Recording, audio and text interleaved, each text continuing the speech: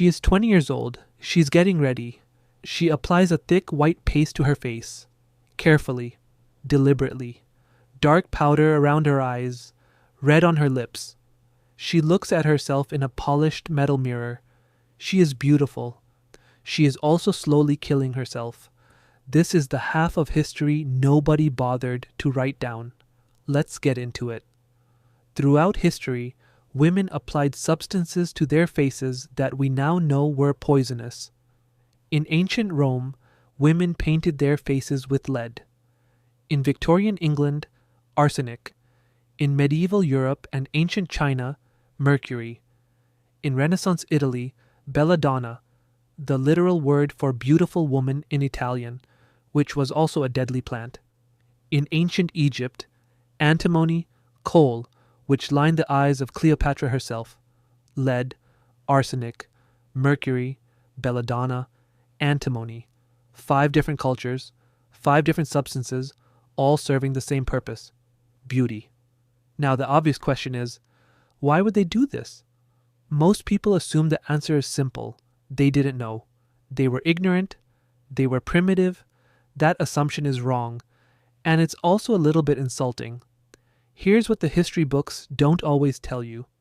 Ancient women often knew these substances were dangerous.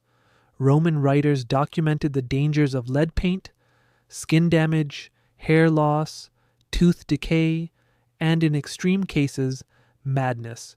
They wrote about it in detail for centuries. So if they knew, and women across cultures use these substances anyway, the question changes. It's no longer, why were they stupid? The question becomes, why was it worth it? Because that's the right question. And the answer changes everything you think about ancient women and about us. Let's talk about the economics of being a woman. For most of human history, marriage wasn't romantic. It was financial. It was survival. Most women couldn't earn their own money, couldn't own property, couldn't reliably inherit, couldn't choose their own path. Her entire future depended on one thing: marriage. And marriage depended on being chosen. To be chosen, you had to compete, and competition meant standing out, looking better than the women beside you. In a world where the only thing standing between you and starvation was a man choosing you, white lead on your face was not vanity.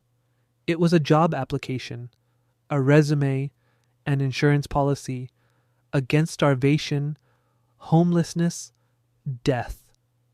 She wasn't being vain. She was being a competent person who understood her economic situation. But understanding the trade didn't make the cost any less real. These substances killed. Not sometimes. Often.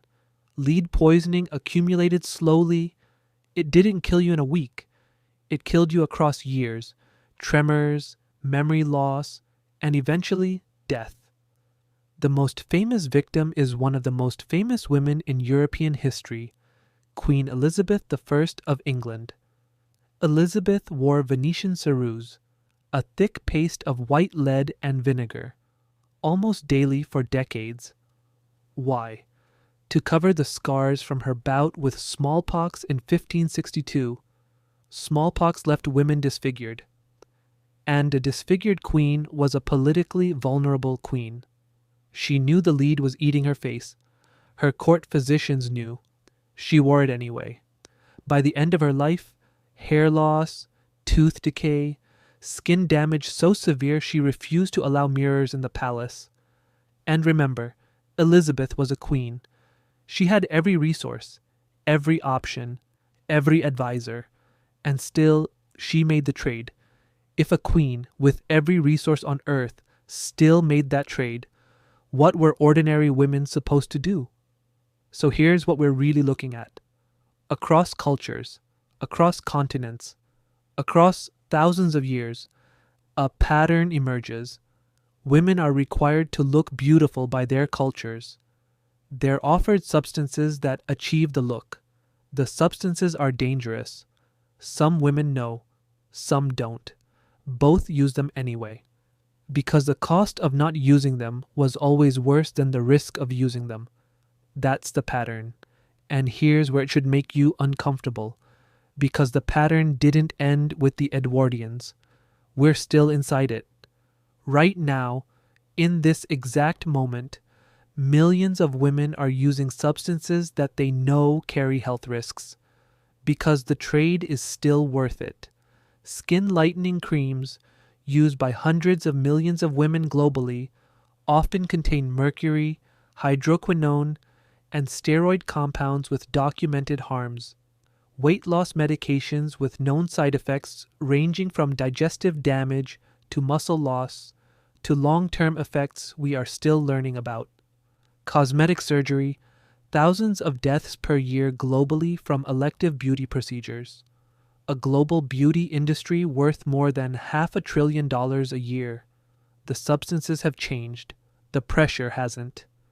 The ancient woman looking in her polished metal mirror and the modern woman looking in hers are doing the same calculation. Health risk on one side, social viability on the other. The numbers are different. The math is the same. Ancient women weren't stupid for what they did to their faces. They were making a calculated trade in a system that demanded it. And we aren't stupid either for the things we do to ours. We are all making the same calculation in a system that has never stopped demanding it. That's the half of history nobody bothered to write down, and I'm going to keep telling it.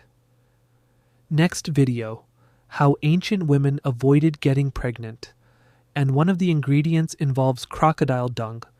Subscribe so you don't miss it. I'm telling the stories nobody wrote down. See you in the next one.